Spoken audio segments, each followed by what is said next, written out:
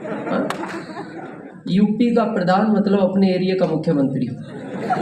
हाँ, समझते हो आप? यानी वो आदेश करते थे, रिक्वेस्ट का कोई वहां काम नहीं था। तो मैं लगभग 7 साल का था, मेरे को वो स्कूल में भर्ती कराने ले गए। उस समय एडमिशन नहीं हुआ करते थे, बच्चे को भर्ती कराया जाता था। और 7 साल का मैं क्यों गया? उस समय बहुत छोटे बच्चे को स्कूल नहीं भेजा करते थे। बच्चे की पढ़ने लिखने की उम्र नहीं हुआ करती थी, खेलने की हुआ करती थी। आजकल तो फैशन आ गई है 3 साढ़े 3 साल। मेरा आज भी मानना है बहुत छोटे बच्चे को स्कूल नहीं भेजना चाहिए, उसकी शारीरिक ग्रोथ रुकती है, मानसिक भी रुकती है। अभी मेरा पोता जब 5 साल का हो गया, मैंने उसका इस साल एडमिशन कराया है। तो उसके माता पिता मेरे से लड़ पड़े, बोले 5 साल में ये एडमिशन होगा, यूकेजी नर्सरी पता नहीं कब ये पहुंचेगा, तुम्हारा जमाना अलग था, अभी पढ़ाई की जरूरत है। तो मैंने उनको एक ही लाइन बोली, बगैर पढ़ाई के काम चल रहा है कि नहीं?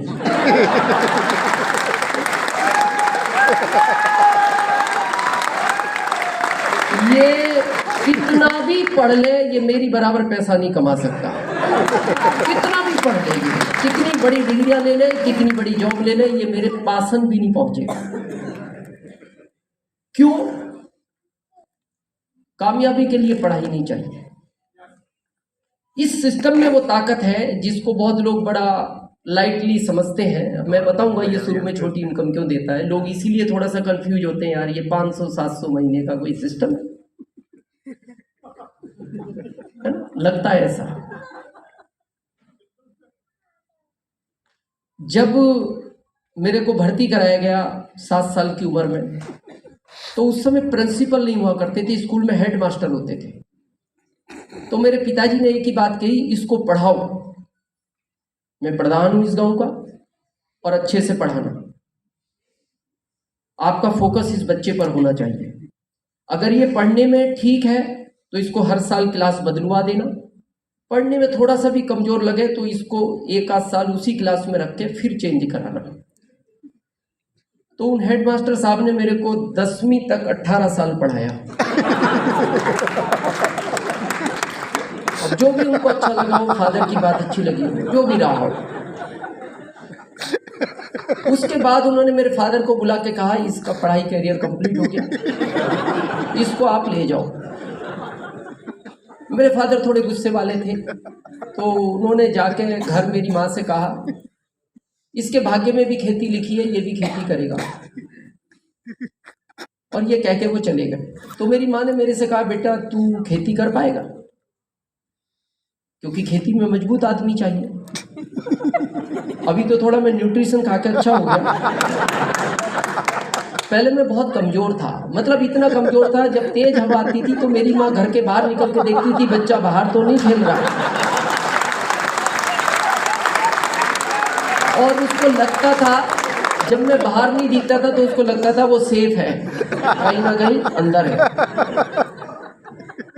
तो मेरी माँ ने कहा, बेटा तू खेती करके तो वैसे भी मर जाएगा, तो तू एक काम कर, कोई काम ढूंढ, ऐसा जॉब ढूंढ जिसमें मेहनत कम हो, पैसे कितने ही कमाए वो अच्छा है, मैं हूं, लेकिन मेहनत कम होनी चाहिए। तो मैं अपनी मार्कशीट लेकर यूपी गवर्नमेंट के पीछे 6 साल घूमा। लास्ट में एक बहुत अच्छे अधिकारी मेरे को मिले, उन्होंने एक ही बात कही, दिनेश इस मार्कशीट को तू ऐसी जगह रख जो आज के बाद तेरे को भी दिखाई ना दे, क्योंकि ये मार्कशीट किसी काम की नहीं है। इसमें सब्जेक्ट ढूंढना पड़ता है तेरा जिसमें अच्छे मार्क तेरे हैं। क्या करेगा इस मार्कशीट का, तू अपना टाइम खराब कर रहा है। तो मैंने मेरी माँ से कहा, माँ जॉब तो नहीं मिलेगा। बोले, बेटा फिर क्या करोगे? ऐसा करो, तुम्हें यहाँ काम करने में शर्म आएगी तो तुम अपना शहर बदल लो। मैंने एक शहर बदला, 2 बदले, फिर मैंने राज्य बदल लिया, मैं एमपी चला गया 1995 में। और मैं एमपी गवर्नमेंट को थैंक्स देता हूँ, वो 10वीं फेल वालों का ध्यान रखती है।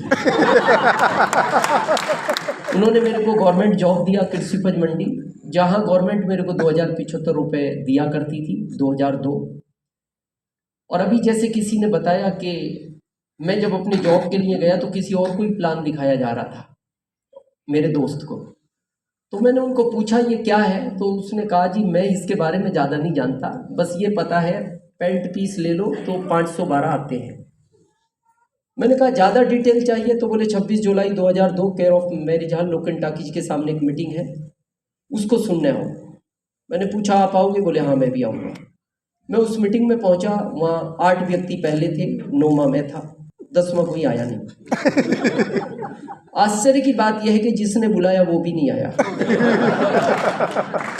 और उससे बड़ा आश्चर्य इस बात का है वो आज तक नहीं आया। बहुत लोग इस सिस्टम में कंप्लेंट करते हैं, क्या मेरा अपलाइन मेरी मदद नहीं करता, मेरा अपलाइन मेरे को सपोर्ट नहीं करता, मेरा अपलाइन मेरे को मीटिंगें नहीं देता। तो मेरा तो गायब ही है। बिना अपलाइन के भी सफायर बना जा सकता है, क्योंकि ये एक सिस्टम है।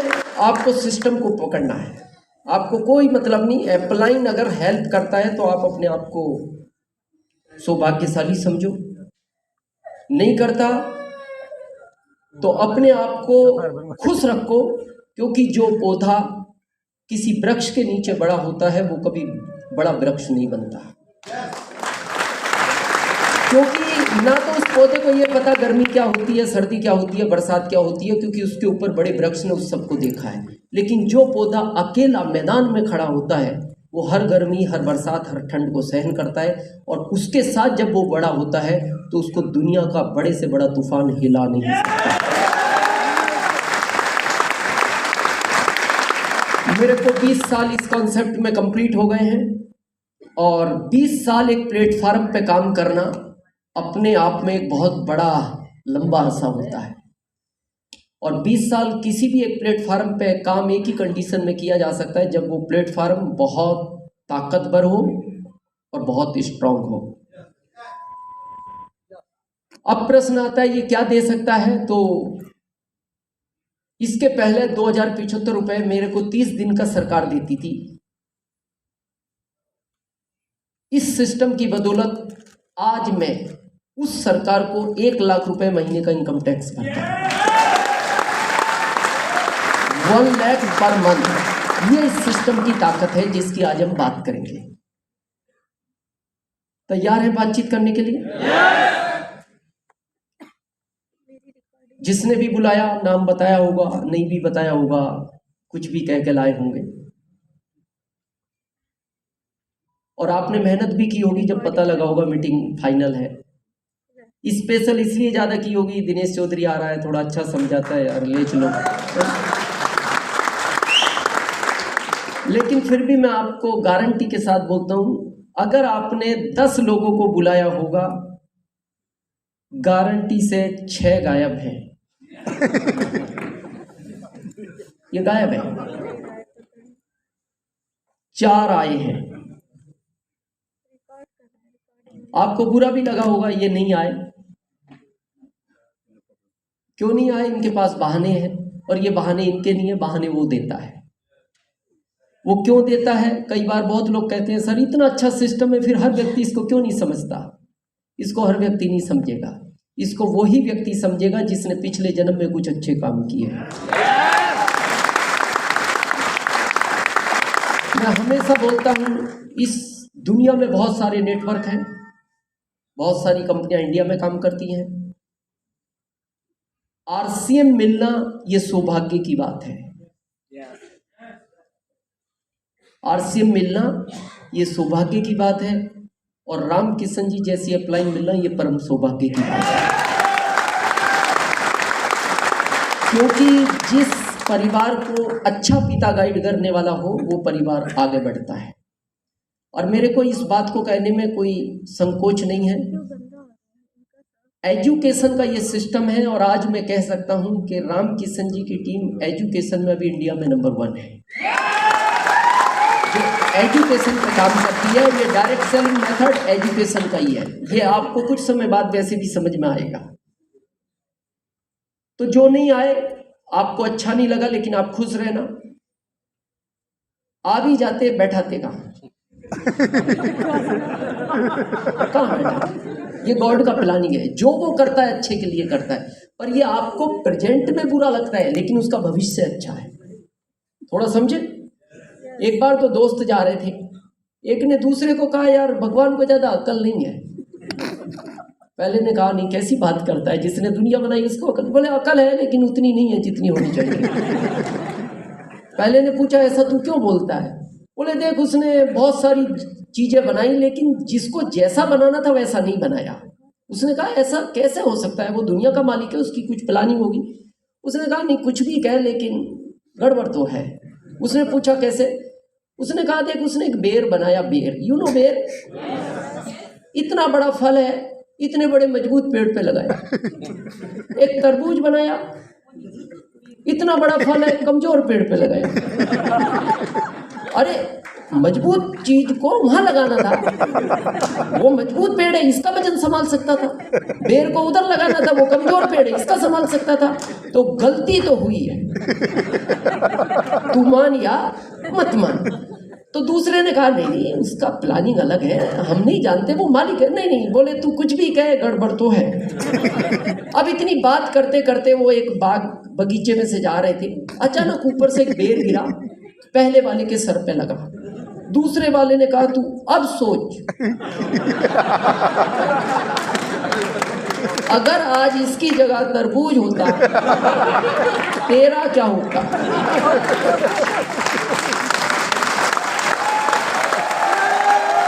तो वो जो करता है अच्छे के लिए करता है। इनको नहीं बुलाया ये वो जानता है, नहीं बुलाया तो भी अच्छा है। इनको बुलाया है वो जानता है। और जो यहाँ आए हैं वो एक चीज समझ लेना, ऊपर वाला, बहुत लोग अपनी लाइफ में एक बात बोलते हैं, कभी आपने सुना होगा मैं भी कुछ कर सकता था उसने चांस नहीं दिया। क्या लगता है वो इतने ही चांस देता है? आपको यहां बुलाया ये चांस ही है। सेकंड, आज कॉन्सेप्ट क्लियर होगा, ये सेकंड चांस है, इसके अलावा वो चांस नहीं देता। आप सोचो वो पृथ्वी पे आए और आपको घर से पकड़े, आरसीएम की शॉप पे ले जाए, प्रोडक्ट दिलाए और उस प्रोडक्ट के पैसे भी वही दे, तब मैं आरसीएम करूं, तो ऐसा कभी जिंदगी में होगा नहीं, कभी नहीं।